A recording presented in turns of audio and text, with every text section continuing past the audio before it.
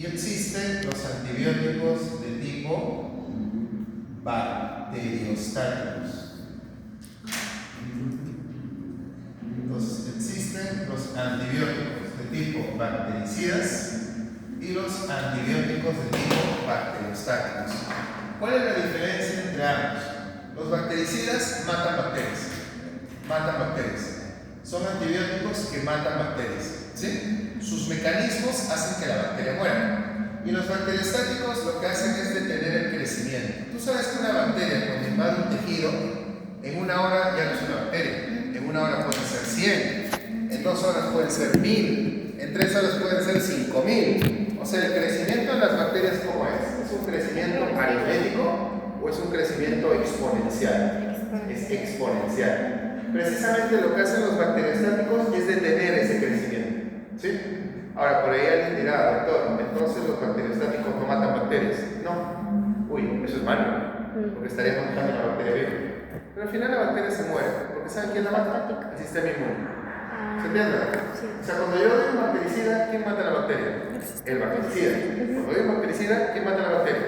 El bactericida, el antibiótico. Y cuando doy un bacteriostático, el bacteriostático trabaja junto al sistema inmunológico para eliminar al microbio. ¿Se entiende, no? Sí. O sea, el bacteriostático detiene el crecimiento y viene el sistema inmunológico y elimina el microbio. Pero al final la bacteria se tiene que morir. ¿Sí? La bacteria tiene que ser destruida. En el caso de las penicilinas, en realidad en el caso de todos los metalactámicos, todos, tanto penicilinas como cefalosporinas, ¿sí? Nosotros tenemos que entender que estos antibióticos son de tipo bactericidas. ¿Qué más? Son, como ya les había mencionado, los antibióticos más antiguos que hay y poseen un espectro reducido. ¿A qué se refiere un espectro reducido? Que ataca a un grupo pequeño de microbios. Principalmente las penicilinas atacan microbios aerobios gram positivos. Principalmente aerobios gram positivos. Son los principales microorganismos que las penicilinas atacan. ¿Cuál es su mecanismo de acción? Si ustedes recuerdan sus clases de microbiología, las bacterias tienen una pared celular, ¿cierto? La pared celular le sirve a la bacteria para poder defenderse. Entonces lo que hacen las penicilinas es destruir la pared celular. Al destruirse la pared celular, la bacteria muere. ¿Se entiende? Por eso son bactericidas. Y otro mecanismo que tienen las penicilinas es activar unas enzimas que se llaman autolisinas. ¿A qué le suena a ustedes la palabra autolisina? Auto es a sí mismo, ¿cierto? Lisina, ¿qué es? Lisis, destrucción. O sea, son enzimas que prácticamente fomentan la destrucción de la bacteria. ¿Se entiende? Es como unas enzimas que le permiten a la bacteria hacerse el harakiri, ¿no? Suicidarse, ¿cierto? Eso es lo que hacen también las penicilinas. Entonces, las penicilinas tienen dos mecanismos. Inhibir la formación de pared celular, no deja que se forme la pared celular de la bacteria, y sobreactivar, o sea, activar las autolisinas bacterianas, que son enzimas que hacen que la propia bacteria se destruya, ¿sí? Entonces, las penicilinas son definitivamente antibióticos de tipo bactericidas, ¿sí? Muy bien. Esta es la estructura de una penicilina, miren chicos. Miren, esta es su estructura. Acá tenemos el famoso anillo beta-lactámico. Este es el anillo beta-lactámico. Por este anillo, o gracias a este anillo, las penicilinas son clasificadas como beta-lactámicas. Este es el anillo beta-lactámico. Este es otro anillo que tienen las penicilinas que se llama anillo diazolirínico, pero no es tan importante. El más importante es el anillo beta-lactámico. Les va a pasar a ustedes en la clínica, chicos, que va a haber casos en los cuales ustedes le van a dar una penicilina a su paciente y se van a dar cuenta que no va a funcionar. O sea, se va a dar el caso en el cual tú le vas a dar una penicilina a tu paciente y te vas a dar con la sorpresa que no va a funcionar. ¿Y por qué no funcionó? Porque actualmente hay algo que ustedes tienen que saber. Las bacterias se están volviendo cada vez más resistentes. Por ejemplo, ¿cómo yo sé que una bacteria se ha vuelto resistente? Porque las bacterias resistentes forman unas moléculas llamadas beta-lactamasas, así se llaman. Chequen el nombre, chicas, chequen el nombre, beta-lactamasa. ¿Qué significa la palabra asa? ¿quién romperá esta molécula que fabrican estas bacterias? Al anillo. Al anillo beta-lactámico. Si destruimos el anillo beta-lactámico, ¿qué le pasa a la pobre penicilina? Ya no sirve para nada. ¿Se entiende? Entonces, ¿cómo las bacterias se defienden de las penicilinas? ¿Cómo las bacterias se vuelven resistentes? Formando estas enzimas llamadas beta-lactamasas. Las beta-lactamasas van donde está la penicilina, la destruyen, y por eso a la bacteria no le pasa nada. La bacteria no muere. ¿Se entiende, no? ¿Sí? ¡Wow! ¿Qué hacemos? Si nos toca enfrentarnos a esas bacterias, ¿qué hacemos? Bueno, la industria farmacéutica ha fabricado unos medicamentos que se llaman así mismo. ¿Qué dice acá? Inhibidores de beta-lactamasas. O sea, ¿qué son? Son medicamentos que van a inhibir a qué? Justo a la beta-lactamasa de las bacterias resistentes, y así esa beta-lactamasa no va a poder destruirme a mi penicilina. ¿Sí? ¿Cuáles son los principales inhibidores de beta-lactamasas?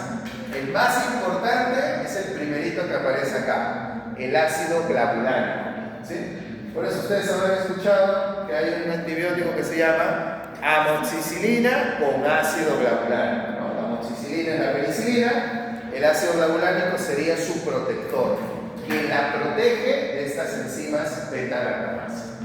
Pero también hay otro inhibidor de beta-lactamasa que se llama sulbactam, y hay uno que se llama tazobactam. Si a mí me preguntan de estos tres, ¿cuál es el más importante? Ácido clavulánico, definitivamente. En segundo lugar de importancia, sulbactam. En tercer lugar de importancia, tazobactam. Así como está, en ese orden de importancia, nosotros lo vamos a estudiar. ¿Sí? ¿Se entendió esto de acá? ¿Sí? ¿Todo bien? Muy bien. Sigamos. A ver. Vamos a ver la clasificación de las penicilinas. Las penicilinas se clasifican en grupos. El primer grupo se llama penicilinas naturales y biosintéticas. Este es el grupo más antiguo. Acá encontramos a los antibióticos más antiguos. Por ejemplo, tenemos a la penicilina G-sódica y a la penicilina G-potásica. Ambas se administran o por vía intravenosa o por vía intramuscular. ¿Sí? Ambas. Tanto penicilina G-sódica como G-potásica, nosotros la podemos administrar por vía intravenosa o por vía intramuscular. Son penicilinas que tienen un muy buen efecto. Actualmente se usa mucho a nivel hospitalario. Cuando tenemos infecciones severas, se coloca, por ejemplo, por vía intravenosa penicilina G-sódica. El problema que tienen estos antibióticos, chicas, es que su tiempo de vida es bien cortito. Su tiempo de vida es de 4 a 6 horas. De 4 a 6 horas. ¿Qué significa? Que si tú administras este antibiótico, tendrías que darlo cada 4 o cada 6 horas. O sea, estamos hablando que lo vas a dar 4 a 6 veces al día. ¿Se entiende? ¿No? Sí. Cada 4 o cada 6 horas. O sea, lo malo de estos antibióticos es que para que funcionen bien, pues tienes que dar muchas veces al día. ¿Se entiende? Muchas veces al día. ¿Sí? Penicilina G sódica y penicilina G potásica. ¿Sí? ¿Por qué vía se administra? Vía intravenosa y vía intramuscular. Por otro lado, tenemos a esta segunda línea, que es la penicilina G pensatínica, G procaínica y G clemizona.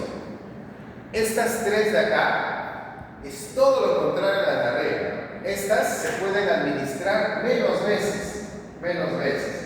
Estas de acá, las que están acá en la segunda línea, solamente se utilizan por vía intramuscular, nada más, porque son soluciones oleosas. ¿Qué significa oleoso? Que es aceitoso, ¿se entiende?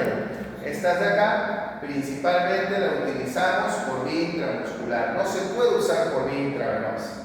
En cambio la G-sódica y potásica, ¿cómo era? Intravenosa o intramuscular, que los dos. En cambio la benzatínica, la procaínica y el clemizol se administra principalmente por vía intramuscular. Por ejemplo, chicas, la benzatínica se puede colocar una sola administración cada 30 días. O sea, increíble, ¿no? ¿Por qué? porque se deposita en el músculo y de a poquitos comienza a liberarse y a absorberse. Por eso, ¿cómo se le conoce a estas tres penicilinas de acá? Se les conoce como penicilinas de depósito. ¿Qué significa de depósito? Que lo colocas en el músculo, se deposita ahí y de a poquito va yendo la sangre, de a poquito se va absorbiendo. La benzatínica, como les digo, se puede administrar inclusive una cada 30 días. La procaínica se puede utilizar una cada 7 días. ¿No? La procaínica, una administración cada 7 días. Y la clemizol se puede aplicar una al día, o sea, cada 24 horas. ¿Sí? A ver, en orden. La G-benzatínica, una administración cada 30 días. La G-procaínica, una administración cada 7 días. La G-clemizol, una administración al día, o sea, una intramuscular al día. ¿Sí? Muy bien, estas tres cuál usaremos más en odontología. Normalmente la que más usamos, si es que usamos este grupo, es la G-clemizol. Esa que se inyecta una al día, esa es la que nosotros más utilizamos. Hasta ahorita todas las penicilinas, ¿por qué vía son? Inyectables, ¿no? Sí. Al menos de este grupo. Sí. Pero hay una que es por vía oral, que es esta acá, miren. La penicilina B. La penicilina B. La penicilina B, que tiene un nombre muy largo, tiene otro nombre un poco difícil, pero bueno. Se llama fenoximetilpenicilina. Fenoximetilpenicilina. O penicilina B. ¿Sí? Penicilina B o fenoximetilpenicilina. La penicilina B. Esta es por vía oral. Pero, ¿quieren que les confiese algo? Este antibiótico de acá en Perú, prácticamente es inservible. ¿Sí? ¿Por qué? Fenoximetilpenicilina. Fenoximetilpenicilina, penicilina B. Acá en Perú actualmente este antibiótico prácticamente en odontología es inservible. ¿Por qué? Porque ya desarrolló mucha resistencia. Acuérdense que este grupo es antiguo. Y pregunta, si este grupo es antiguo, se usa mucho. Sí. Y mientras más usas un antibiótico, más riesgo de resistencia hay. Ahora la pregunta es, ¿qué se usará más? ¿Los inyectables o los orales? Orales. Por eso esto de acá ya básicamente, acá en Perú no se considera. Si tú tienes un paciente con infección odontogénica, no le vas a dar penicilina B. Y encima la penicilina B, como tiene un tiempo de vida corto, también se tenía que dar cada 6 horas. O sea, 4 veces al día. Tenías que darlo cada 6 horas. Por eso ya no se emplea actualmente penicilina B en odontología. ¿Sí? ¿Se entendió el primer grupo, chicos? Sí. ¿Sí? Acá. Segundo grupo. Penicilinas resistentes a penicilinasas o beta-lactamasas. Ah, caramba. Doctor, esto suena bien, ¿no? ¿Cómo se llama el grupo? Penicilinas resistentes a penicilinasas o también llamadas beta-lactamasas. ¿Sí? La pregunta es, si tú lees el título, ¿te seduce o no te seduce? Dices, ¿lo uso o no lo uso? Sí, lo uso. Claro, pues doctor, aquí está la solución. ¿Cuál era el principal mecanismo de resistencia de las bacterias? Fabricar penicilinasas o beta-lactamasas. Pero ¿cómo se llama este grupo? Penicilinas resistentes a penicilina. Ya está. Este es el que vamos a usar. Y muchos colegas odontólogos se han dejado seducir por el nombre y usan estos medicamentos, lo cual está recontra mal. No se debe. No. Y ahorita les explico. Y yo notando sí se debe. Ahorita les explico por qué. Miren. Dentro de este grupo tenemos de todos estos de acá, oxacilina, cloxacilina, nitroxacilina, penicilina. De todos estos de acá, el que usan mucho los odontólogos es este de aquí, que este es el más común. Esto se usa mucho en odontología y en medicina. La famosa dicloxacilina, que es una penicilina. Muchos lo usan ¿por qué? Por el título nada más. Se dejaron seducir por el título, ¿no? Penicilina, resistentes a penicilina. Todo esto, 500 miligramos cada 6 horas. Es su dosis. 500 miligramos cada 6 horas. Pero la pregunta es, acá no estamos viendo dos puntos importantes. El primer punto que no estamos viendo acá es la farmacocinética. ¿Se acuerdan cuáles eran los procesos farmacocinéticos? Sí. Liberación, absorción, distribución. Distribución. Cuando el medicamento llega a un tejido. Este antibiótico de acá, a los tejidos orales, no llega bien. O sea, su distribución a tejidos orales no es buena. ¿Se entiende? Puede ser un buen antibiótico, puede ser resistente a la beta-lactamasas, todo lo que quieran, pero va a funcionar si no llega al sitio que tú quieres? No. Obviamente no, pues. Tiene que llegar bien al sitio de acción. ¿Se entiende? Tiene que llegar bien. Tiene que distribuirse bien y lamentablemente este antibiótico, dicloxacilina, no llega bien, no se distribuye bien a los tejidos orales. Entonces no va a funcionar. Ahora, otro punto importante. Este antibiótico de acá solamente ataca bacterias aerobias, nada más. Y pregunta, ¿en las infecciones odontogénicas solo hay aerobias? No. Hay predominantemente, chicas, anaerobias. Las bacterias que más hay en infecciones orales son anaerobias. Hay aerobias, pero lo que más hay son anaerobias. Entonces pregunta, ¿de qué me sirve su inhibidor de beta-lactamasa? O sea, si no se puede enfrentar a una anaerobia. ¿Cuáles son las beta-lactamasas más bravas, las más destructivas? ¿Las beta-lactamasas formadas por un aerobio o las beta-lactamasas formadas por un anaerobio? Y esta solamente es buena defendiéndose contra las beta-lactamasas de los aerobios. Pero viene una beta-lactamasa de un anaerobio y la destruye. ¿Se entiende, no? ¿Sí? Entonces, por ese motivo, por eso hay muchas cosas más, sí, No. la dicloxacilina no debería usarse en odontología. ¿Sí? Pero bueno, algunos se dejan seducir. ¿Sí? A ver, chicos. De lo que acabo de decir, ¿qué conclusión importante nosotros podemos extraer? Bueno, doctor, una conclusión importante es que si voy a usar una penicilina, no puedo usar una penicilina clásica. ¿A qué me refiero a penicilina clásica? ¿Se acuerdan de qué bacterias normalmente declaran penicilinas clásicas? Aerobias, gram positivas.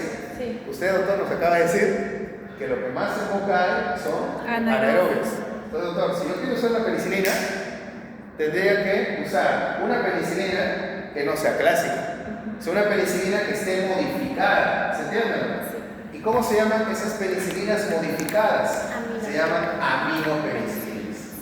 Las aminopenicilinas, chicas, son penicilinas modificadas. ¿De qué manera las han modificado? Que le han dado un cierto efecto contra algunas anaerobias. ¿Se entiende? O sea, estas aminopenicilinas no solamente atacan aerobias como las penicilinas clásicas, ¿se entiende? Sino que también pueden atacar algunas anaerobias. No a todas, pero por lo menos algunas. ¿Se entiende o no? Entonces, en odontología, ¿qué nos conviene dar? ¿Penicilinas clásicas? No. ¿Grupo 1, grupo 2? ¿O penicilinas modificadas? Modificadas. ¿Sí? Chicas, ¿cómo se llama a este tercer grupo, a estas aminopenicilinas? Si el fabricante le está aumentando el espectro o no le está aumentando el espectro, ¿a qué se los está aumentando? Se los está aumentando para que maten algunas anaerobias. A estas penicilinas, a estas aminopenicilinas se les conoce como penicilinas de espectro ampliado. Así se llama. Por favor, esta es pregunta de examen siempre. Si me ponen en una pregunta de examen, las aminopenicilinas son penicilinas de amplio espectro, eso es falso. ¿Qué? Escuchen bien la palabra. Yo no he dicho que estas son de amplio espectro. ¿Qué significa amplio espectro? Que desde el origen abarcan una gran cantidad de bacterias. Amplio espectro. No, estas son penicilinas de espectro ampliado. O sea, que su espectro original se ha ampliado. Es una palabra diferente, ¿se entiende? Sí, sí. Una cosa es amplio espectro y otra cosa es espectro ampliado. O sea, agarramos su espectro y lo hemos ampliado para que pueda eliminar algunas anaerobias. ¿Se entiende? Porque dígame una cosa, por la primera diapositiva que les puse, las penicilinas, ¿cómo es su espectro? ¿Amplio o estrecho? Estrecho, reducido, Sí. ¿cierto? Pero estas de acá, ese espectro se los han ampliado. ¿Para qué? Para atacar algunas anaerobias. No a todas, ojo, no a todas. ¿Sí? Aquí las tenemos acá y con estas penicilinas deberíamos nosotros comenzar nuestro tratamiento. Tenemos a la amoxicilina, que es la que más usamos en odontología, y en algunos casos excepcionales, cuando necesitamos dar inyectables, podemos utilizar ampicilina. Ampicilina, chicas, les voy a contar algo. Acá en Perú viene inyectable y en vía oral.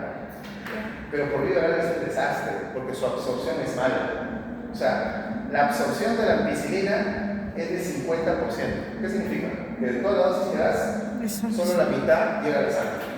En cambio, la amoxicilina, su absorción es aproximadamente 75-80%. O sea, si yo tengo que dar una de estas por vía oral, ¿cuál doy? Amoxicilina, definitivamente. Y si tengo que dar una de estas por vía inyectable, ¿cuál doy? Ampicilina. ¿Sabes por qué? Porque acá en Perú no hay amoxicilina. Amoxi solamente lo venden por vía oral. No hay ampicilina. ¿Sí? Ampicilina hay oral e inyectable. Pero el oral es un desastre. Mejor usamos el inyectable. ¿Se entiende? ¿Sí? ¿Todo bien, chicas? Sí. Este grupo, ¿cómo se le llama? Aminopenicilinas o penicilinas de espectro ampliado. No de amplio espectro. Espectro ampliado. Bueno. Y el cuarto grupo, que nosotros no lo usamos en el consultorio, porque este grupo se utiliza a nivel hospitalario, que son las antipseudomonas. Ustedes ya han llevado micro, ¿no? Sí. En micro les enseñaron que las pseudomonas son microorganismos muy agresivos, que normalmente lo encontramos en ¿dónde? ¿Dónde lo encontramos? Las pseudomonas, ¿dónde las encontramos? En los hospitales, ¿cierto? Entonces, hay penicilinas que son antipseudomonas, o sea, se utilizan principalmente a nivel hospitalario, porque las pseudomonas las encontramos mucho en los hospitales, ¿no? Ustedes saben que algunos pacientes llegan al hospital y cuando se quedan por mucho tiempo sufren infecciones intrahospitalarias, ¿no? Ya, uno de los microbios que genera esas infecciones intrahospitalarias son las pseudomonas, ¿no?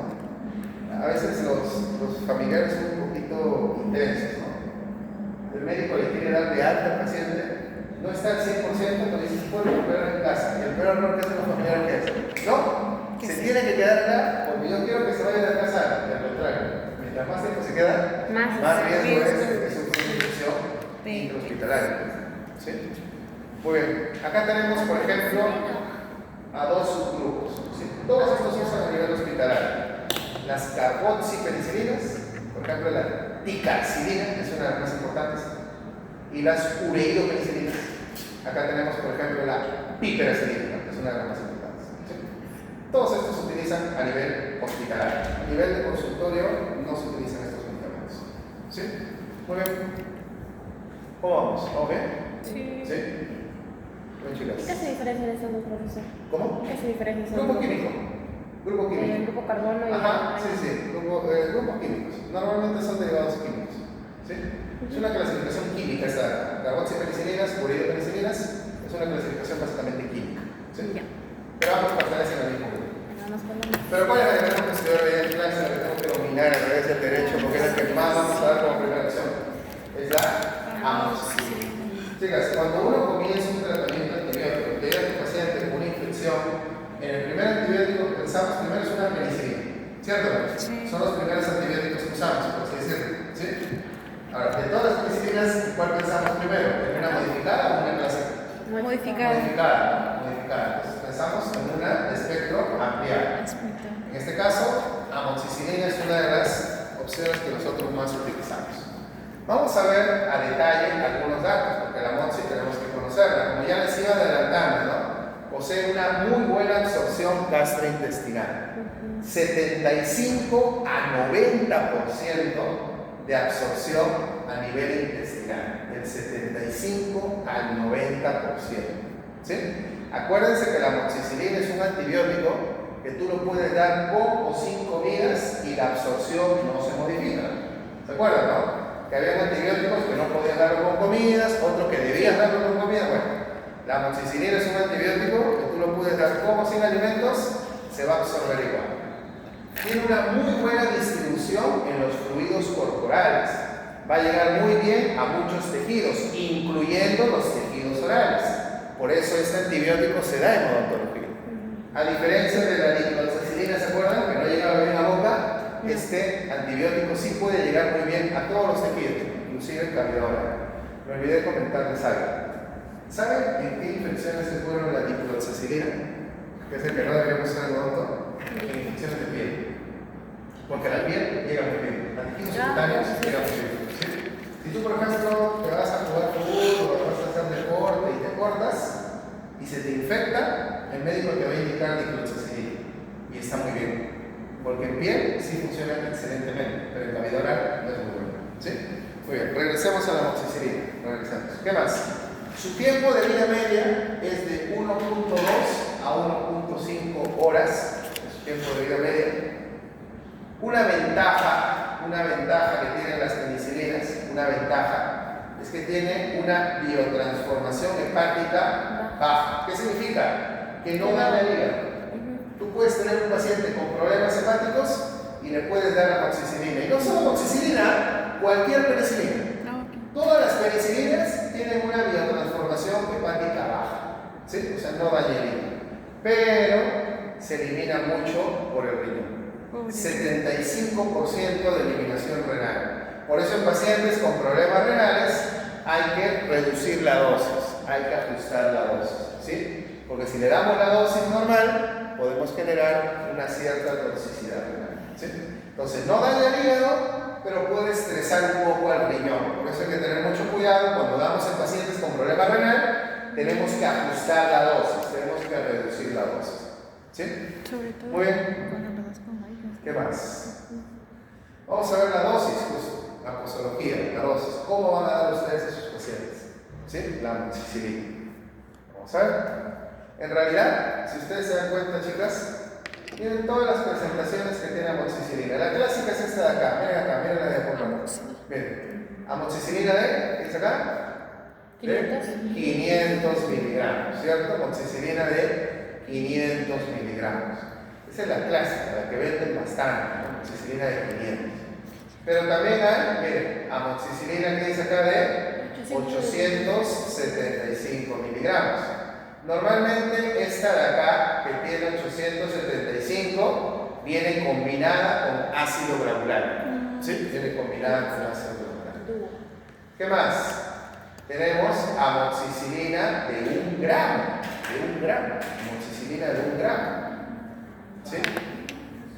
Y también tenemos amoxicilina también en suspensión de 750 miligramos en 5 mililitros.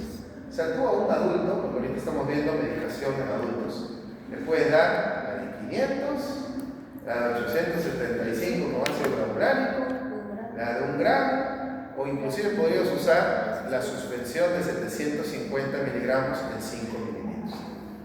¿De qué dependerá? Bueno, hay varios factores, ¿no? Varios factores. Uno de ellos es el peso, que ahorita les comento, ¿sí? Esta es la dosis estándar, chicos. Esta es la dosis estándar. 500 miligramos cada 6 o cada 8 horas durante 5 a 7 días. A ver, acá les quiero comentar algo. Los antibióticos se dan como mínimo por 5 días. Todos los antibióticos se dan como mínimo por 5 días. ¿Sí? Normalmente se dice, escúchenme bien, normalmente se dice que los bactericidas, la terapia mínima tiene que ser por 5 días. Bactericidas. Terapia mínimo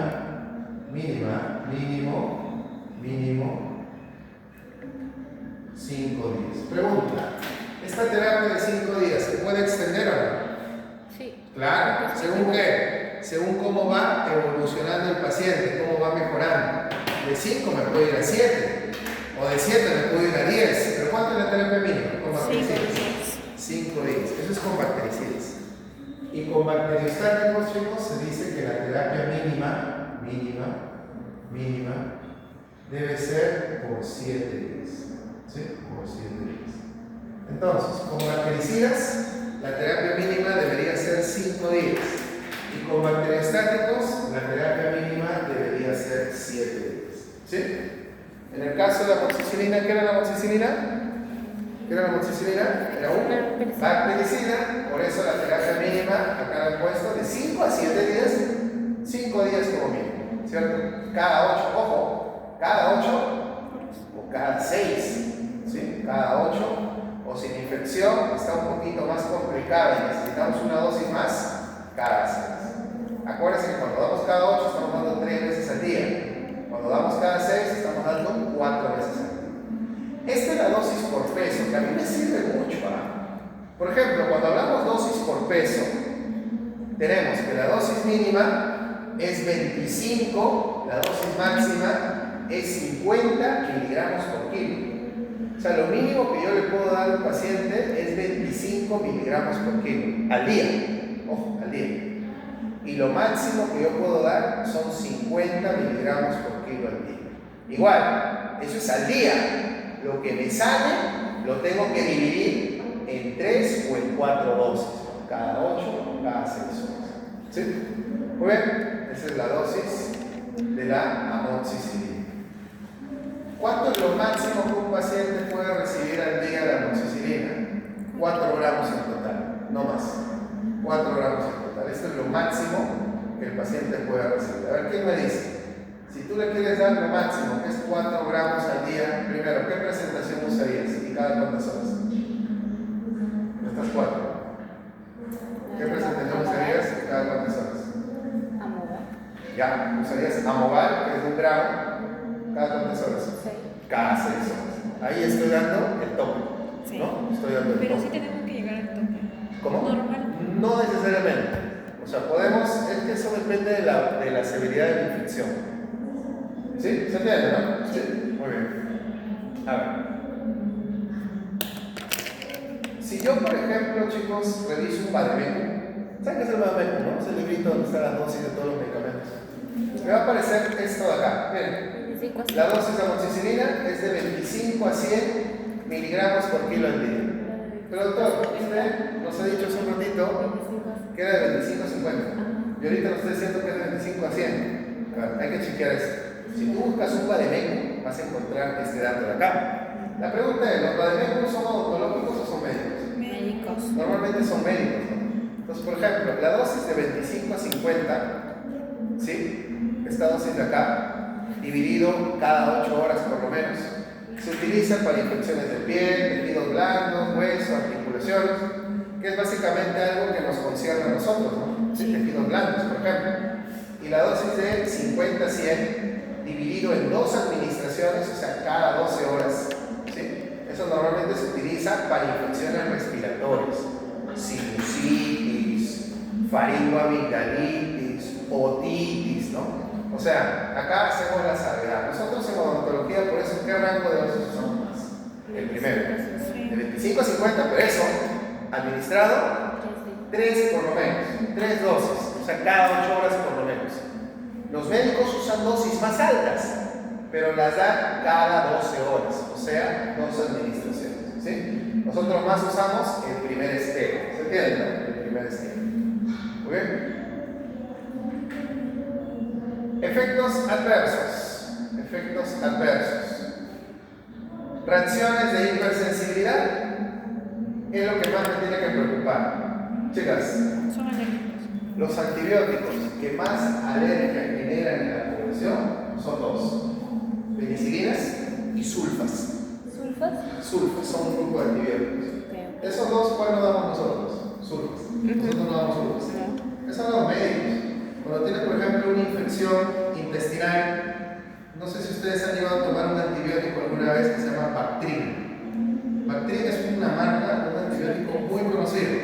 ¿Qué es lo que tiene Bactrim? Sulfamethoxazol, o sea, tiene sulfas. ¿Se entiende? Las sulfas son antibióticos que se usan más en el campo médico.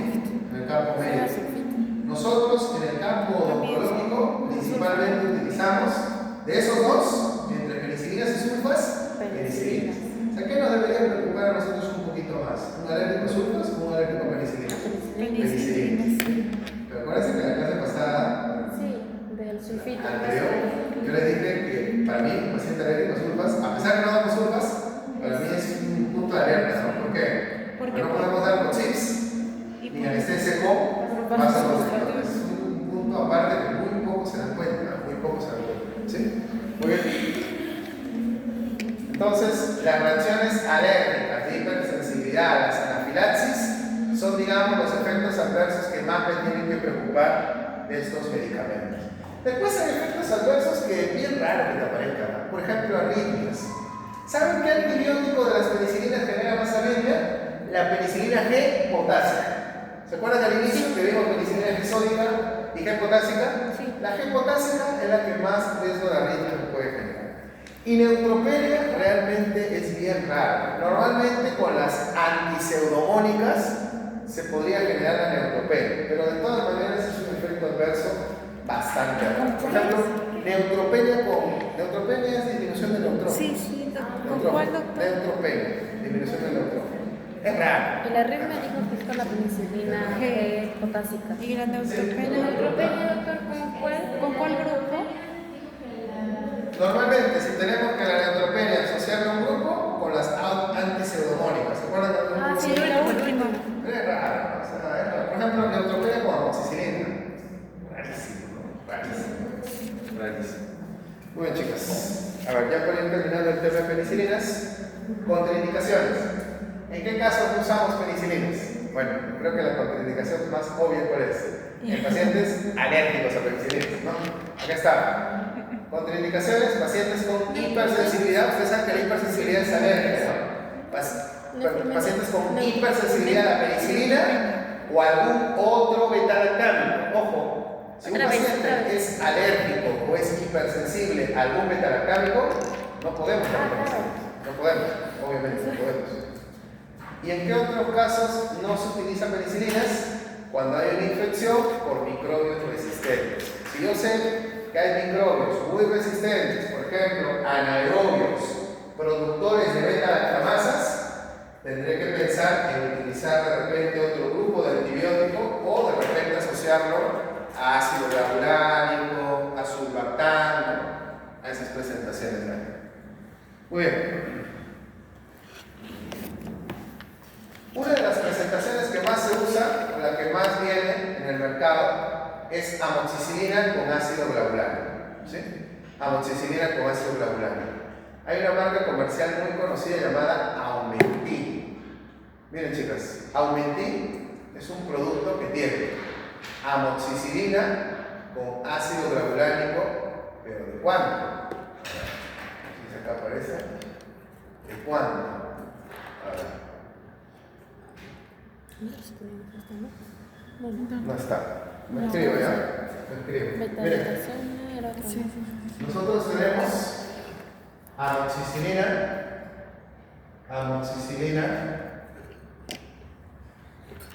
más ácido glavulano. ¿Cómo podemos decir? Ácido glavulano. Sí. Yo lo escribo. Sí, ácido glavulano. Tenemos, hay una presentación de 500 miligramos con 125 miligramos. O sea, 500 miligramos de amoxicilina con 125 miligramos de ácido glavulano. Y hay otra presentación de 875 miligramos de amoxicilina con 125 miligramos de ácido glavulano. ¿Se entiende? Solo varía amoxicilina. ¿Sí? La pregunta es, ¿en qué casos uso 875? ¿En qué casos uso de 500? Depende mucho del peso del paciente. ¿Sí? El peso del paciente. En la práctica vamos a hacer un pequeño cálculo para que se den cuenta a qué nos referimos, ¿sí? Con respecto al peso del paciente. ¿Sí? El peso del paciente. Muy bien. También tenemos, por ejemplo, amoxicilina con sulbactam, que es un poquito más raro. Lo más común que se vende es amoxi con glavulano, pero también podemos tener amoxicilina con sulbactam. ¿Sí? La amoxicilina con sulbactam normalmente también viene de 500 de amoxicilina, pero la cantidad de sulbactam es 250 miligramos. 250 miligramos. Este es más común, ampicilina con sulbactam. ¿Sí? Ampicilina con sulbactam. Y es más, esto viene por vía inyectable. ¿Sí? Viene por la vía inyectable. Acá está, mira. Hay una marca que se llama Unacin, que viene 1 gramo de ampicilina, 1 gramo de ampicilina con 500 miligramos de sulbactam. 1 gramo de ampicilina con 500 miligramos de sulbactam para vía intravenosa, para vía inyectable, ampicilina con sulbactam. ¿Sí? Y esto sí ya no se vende mucho, que es la piperacilina con tazobactam. Acuérdense también que la piperacilina, ¿a qué grupo pertenecía?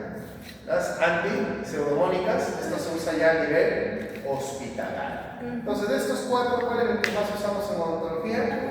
Amoxicilina con ácido glavulano. Y por ahí, si tenemos que hacer alguna inyección, tenemos que colocar algún inyectable, ampicilina con sulbactam. Lo que más nosotros vamos a utilizar. También hay picarcilina con ácido glavulano, que es más rara todavía. Es más rara, es una presentación más rara. Entonces, chicos, ya para ir terminando el tema de penicilinas, las penicilinas, como mencionábamos, están dirigidas a atacar a qué tipo de microbios? Aerobios. Pero, como ven acá en esta publicación del año 2019, ¿qué nos dice? Nos dice que los microorganismos asociados a infecciones Principalmente, ¿qué son? Anaerobios. Por ejemplo, un 65% anaerobios y un 35% aerobios. ¿Sí?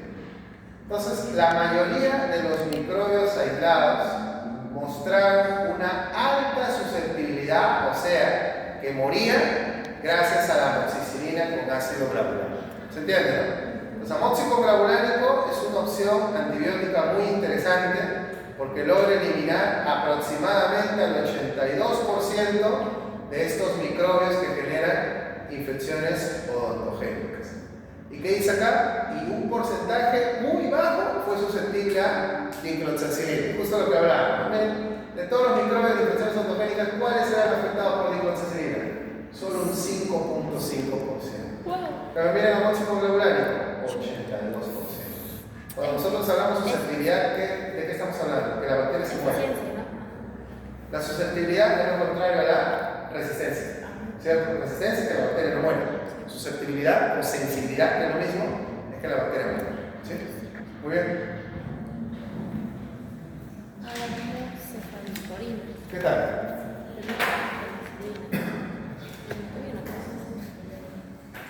¿Alguna pregunta de penicilinas? No, está bien. Chévere, chévere.